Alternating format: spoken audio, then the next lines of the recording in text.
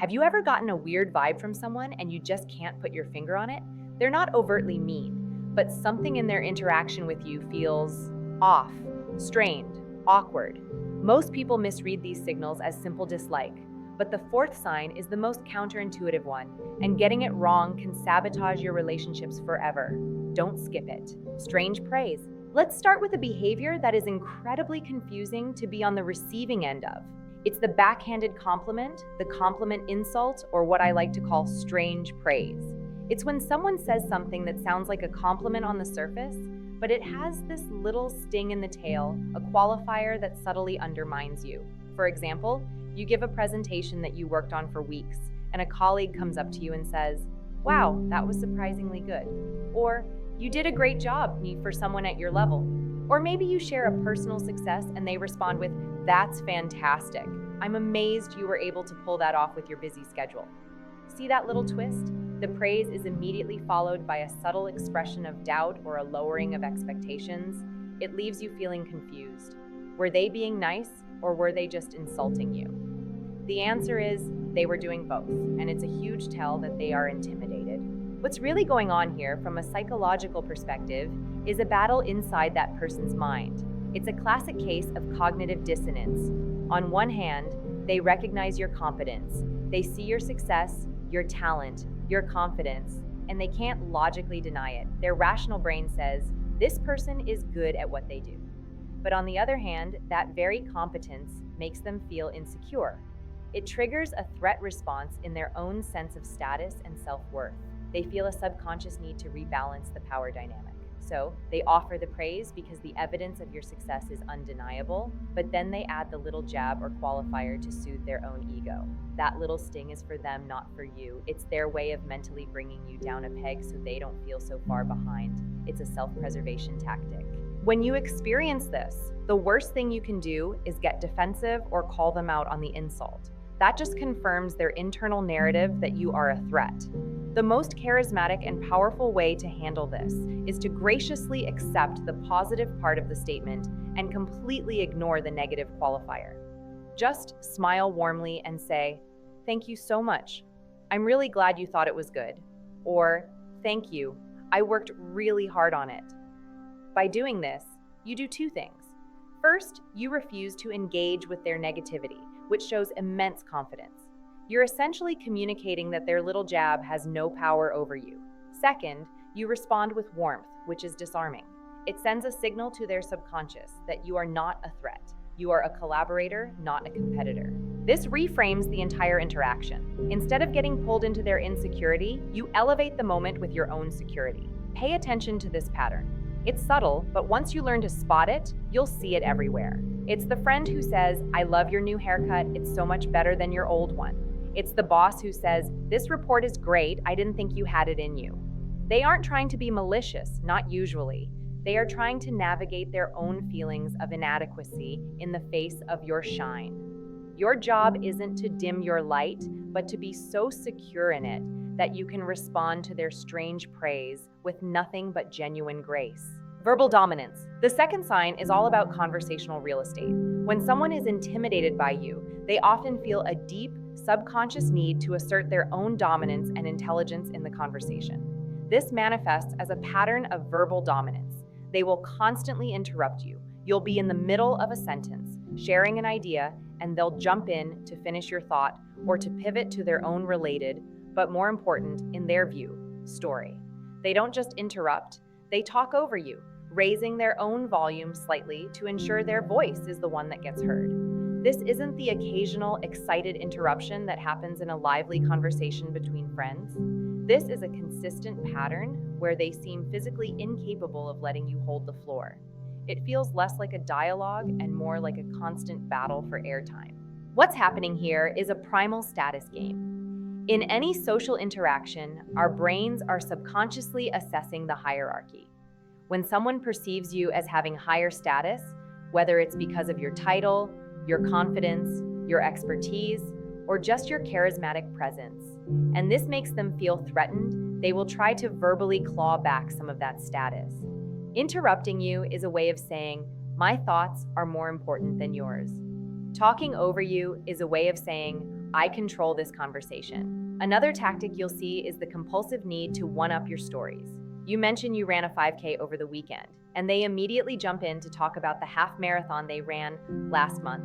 You share a challenge you overcame at work, and they have to share a story about a much bigger, more dramatic challenge they faced and conquered. They can't just listen and validate your experience. They have to use it as a launchpad to showcase their own superiority. This behavior is exhausting to be around, and it can make you feel completely invisible and unheard.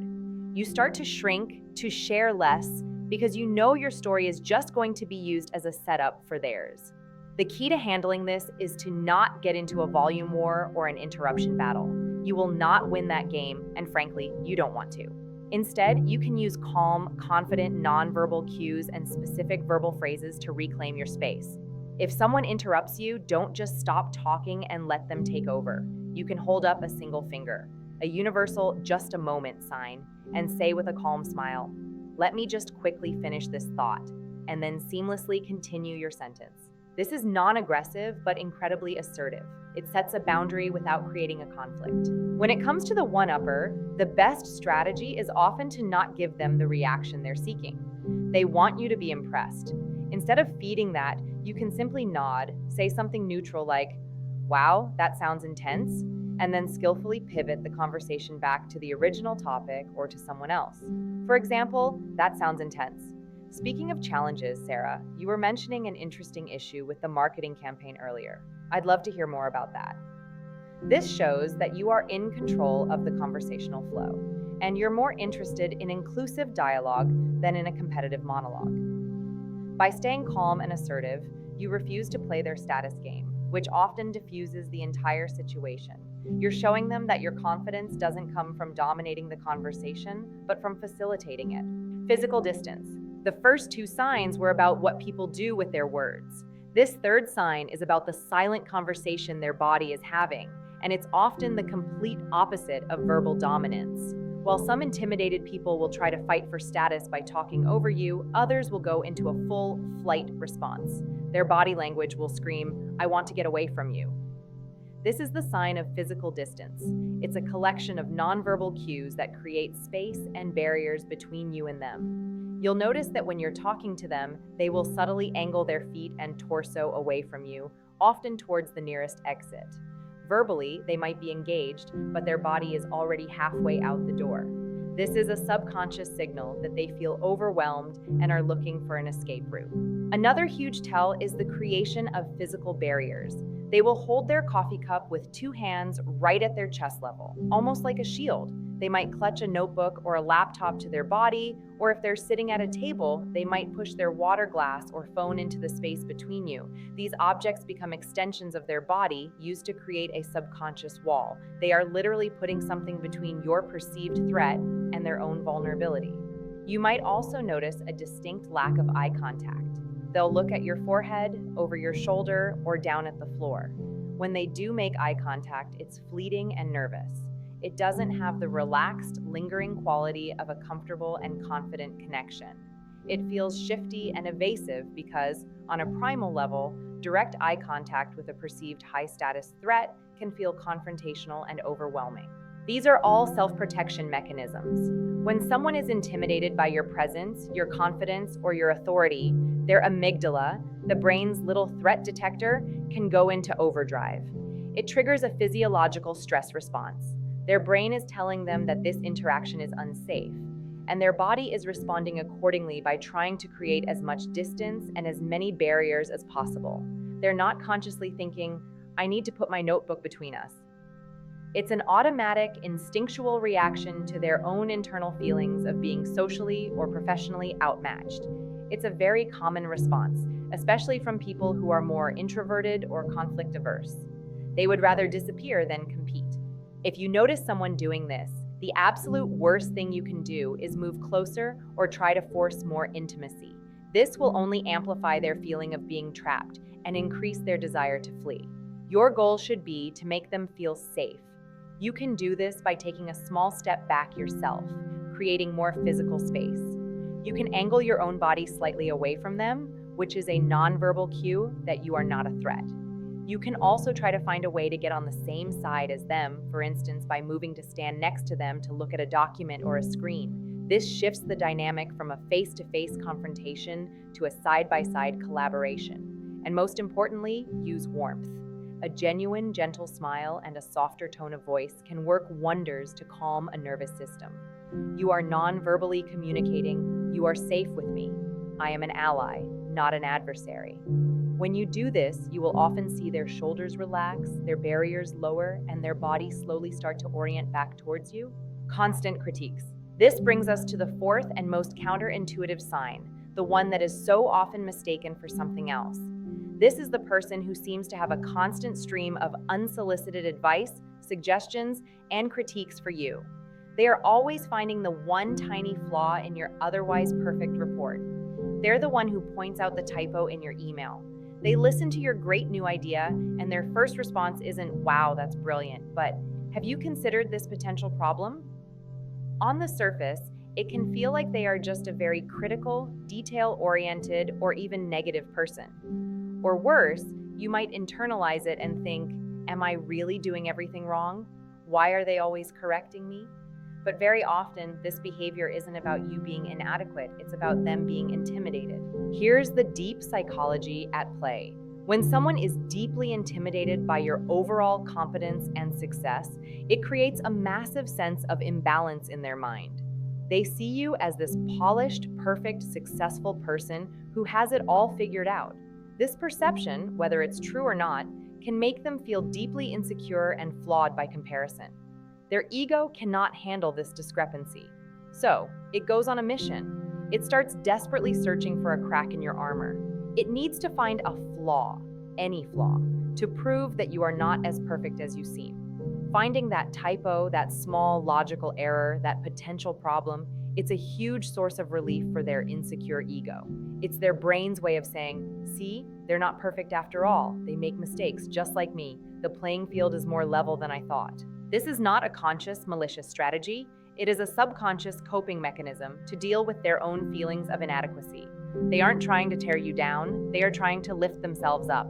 They are trying to recalibrate their own sense of self-worth by poking small holes in your perceived perfection. This is why the critique is often focused on tiny, insignificant details. It's rarely a fundamental challenge to your core competence, because on some level, they know you are competent. That's the source of the intimidation in the first place. So they have to resort to nitpicking the small stuff because it's the only ammunition they can find. It's a desperate attempt to regain a sense of control and equilibrium in a dynamic where they feel powerless. Once you understand this, it completely changes how you receive their feedback. Instead of feeling defensive or wounded, you can feel a sense of empathy. You realize their criticism is a reflection of their inner state, not a true measure of your worth. The best way to respond is with unflappable confidence and warmth. When they point out a flaw, don't argue or justify. Simply thank them for their attention to detail.